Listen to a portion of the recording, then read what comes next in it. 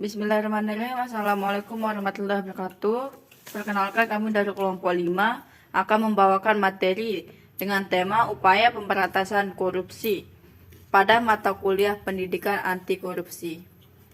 Baik, di sini anggota dari kelompok 5 yaitu ada saya sendiri yaitu Laila Mulyana dengan NIM E1B020178. Dengan saya Ziaul Haq dengan NIM E1B020175. Dengan saya Tartila Tazkia dengan NIM E1B020159. Di dalam subtema terdapat 3 submateri yang akan dibahas pada tema upaya pemberantasan korupsi. Yang pertama adalah konsep pemberantasan korupsi, dan yang kedua adalah upaya penanggulangan kejahatan dalam kurung korupsi dengan hukum pidana, dan yang ketiga adalah strategi atau upaya pemberantasan korupsi.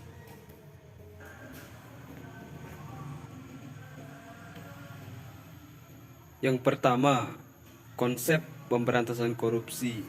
Pernyataan korupsi ialah ibarat penyakit kanker ganas yang sifatnya tidak hanya kronis tapi juga akut.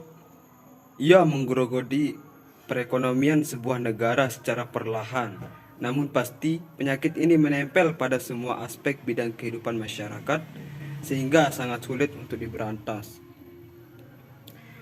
Bisa kita dipahami bahwa dimanapun dan sampai pada tingkat tertentu, korupsi ini memang akan selalu ada dalam suatu negara atau masyarakat. Sebelum melangkah lebih jauh membahas upaya pemberantasan korupsi, berikut pernyataan beberapa ahli. Yang pertama adalah Pijnaud dan Hubert yang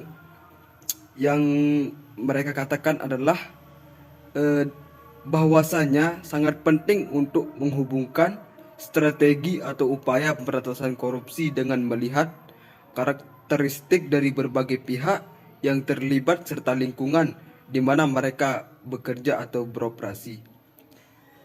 Di muka telah dipaparkan bahwa atau di atas telah dipaparkan bahwa upaya yang paling tepat untuk pemberantasan korupsi ini adalah dengan memberikan pidana atau menghukum seberat-beratnya pelaku korupsi. Dengan demikian, bidang hukum khususnya hukum pidana akan dianggap sebagai jawaban yang paling tepat untuk memberantas korupsi. Benarkah demikian?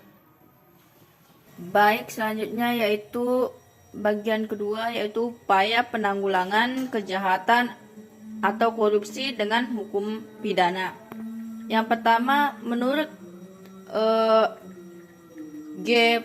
Peter Hoornagels, upaya penanggulangan kejahatan korupsi dengan hukum pidana dibedakan menjadi 3. Yang pertama yaitu kebijakan penerapan hukum pidana atau criminal law application. Yang kedua yaitu kebijakan pencegahan tanpa hukum pidana. Yang ketiga yaitu kebijakan untuk mempengaruhi pandangan masyarakat mengenai kejahatan dan pemindahan lawan mass media. Selanjutnya yaitu upaya penanggulangan korupsi.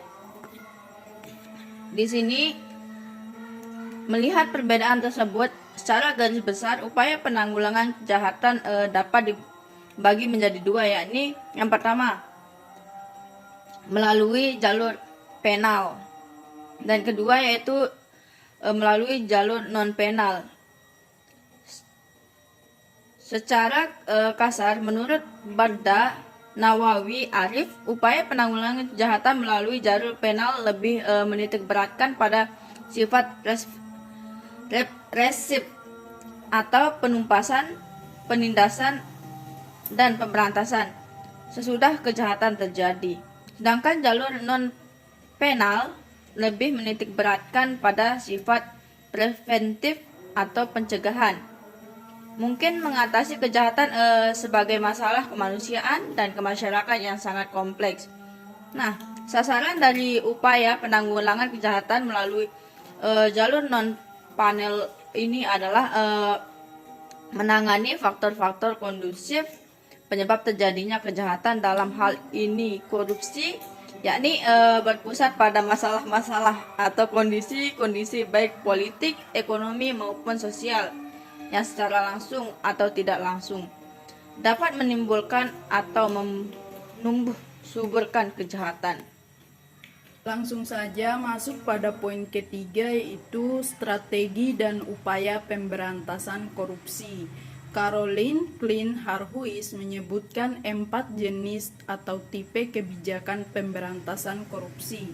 Yang pertama, mengurangi ketergantungan masyarakat terhadap kekuasaan negara, terutama dari pejabat publik dalam berbagai bidang kehidupan. Misalnya dengan melaksanakan deregulasi ekonomi, mengurangi monopoli negara untuk memberikan pelayanan, melaksanakan reformasi pajak, dan lain-lain. Kemudian yang kedua adalah menciptakan pemerintahan yang transparan dan akuntabel dengan mengurangi berbagai bentuk diskresi yang sering dilakukan oleh pejabat publik.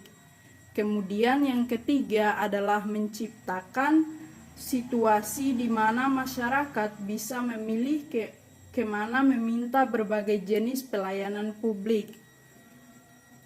Untuk diperlukan suatu situasi yang memberikan kesempatan bagi birokrasi untuk dapat bersaing dalam memberi pelayanan dengan memberikan kesempatan masyarakat untuk memilih, maka berbagai modus suap menyuap dapat dikurangi. Prakondisi untuk hal ini adalah pemberian gaji atau upah yang tinggi pada pejabat atau pelayanan publik agar tidak menerima suap. Kemudian yang terakhir adalah melakukan reformasi hukum dan peradilan.